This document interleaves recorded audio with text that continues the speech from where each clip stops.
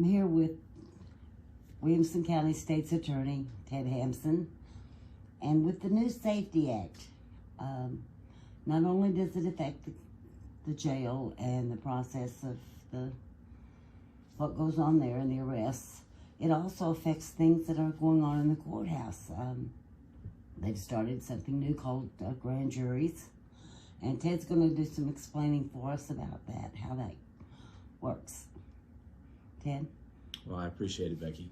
So, with the Safety Act and the requirement to conduct detention hearings on a Monday, Wednesday, Friday basis, it's caused a situation where there's a substantial amount of time dedicated to detention hearings.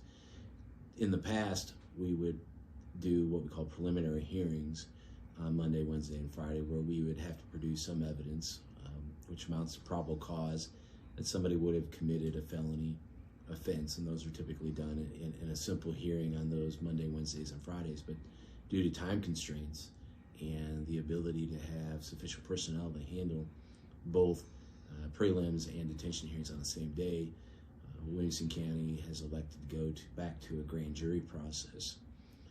Grand jury's been used in this county in the past, but maybe not necessarily in the way that we're using it now. What happens in a grand jury proceeding is that we proceed the same as if we would in a preliminary hearing. We produce evidence through the form of testimony from officers generally, and or any type of witness in a crime that a specific individual may have committed a felony offense, and we provide sufficient evidence to show that there's probable cause to bind somebody over for trial, is what we call, which essentially means that there's evidence that a crime has been committed and that you may be the person who committed the specific offense on that date and time, and as such, the court will bind you over and order general discovery to take place, and then of course you get your trial date determined. Guilt beyond a reasonable doubt is still the burden upon the state at the eventual trial.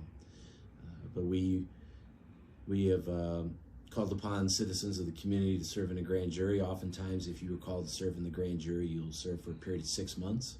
You may appear as often as every week in the grand jury process. It could be bi-weekly, it could be once a month. It depends on the demand and the amount of cases that have been filed by our law enforcement agencies. It's a fairly simple process, and the expectation is that the state will meet their burden and show to the grand jury sufficient evidence for the grand jury to produce indictments that is signed off by the foreperson of the grand jury.